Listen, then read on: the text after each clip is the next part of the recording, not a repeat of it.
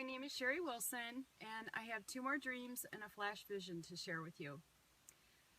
This dream was about 11 years ago. I was over at a friend's house where I live in my town, and I was at her kitchen sink doing dishes, and I was looking out the window, and all of a sudden the scenery changed, and it's like I was in Nebraska. And there were two hills next to each other. They didn't have grass on them. They were pretty big, and they were kind of more pointy. They weren't like gentle round hills. They seemed to be a little more pointy. And all of a sudden they started pumping up and down pretty violently.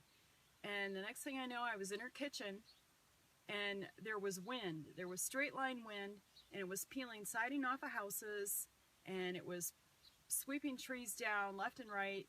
And it was really, really frightening. And I ran to the door, to the side door, to check on my kids.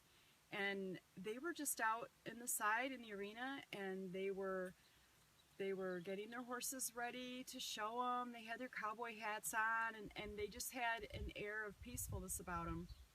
And the next dream, I was on the East Coast, but it seemed like I was near a city.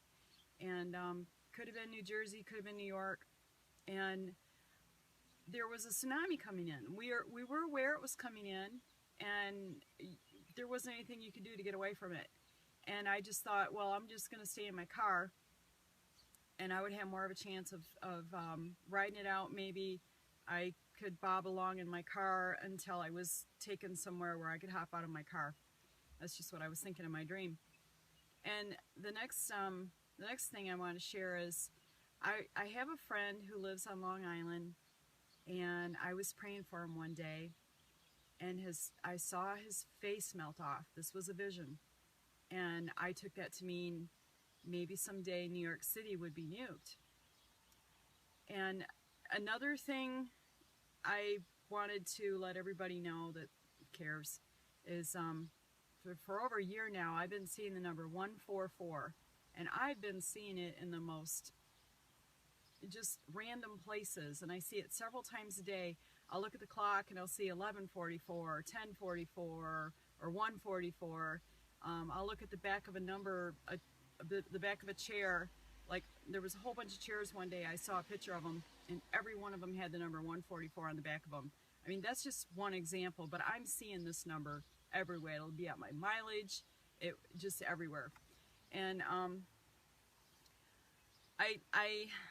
these dreams have been really hard for me to share because I have grandchildren, my kids, you know, they've heard me talk about this for years, and they've gotten kind of callous to it.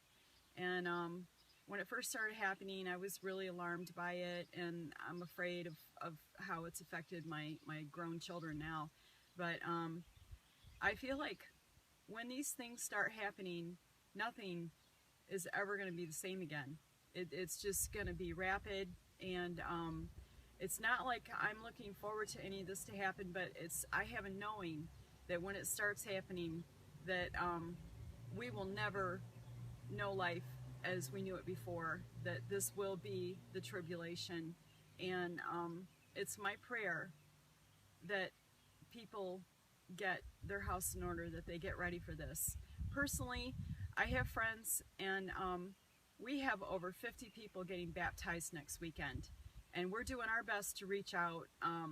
We're reaching people that don't go to church, and you would never probably get most of these people inside a church.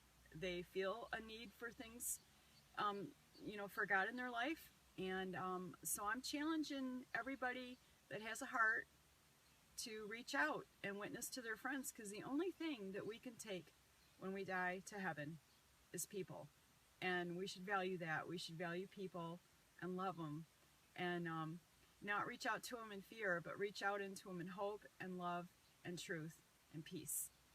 Thank you. Bye.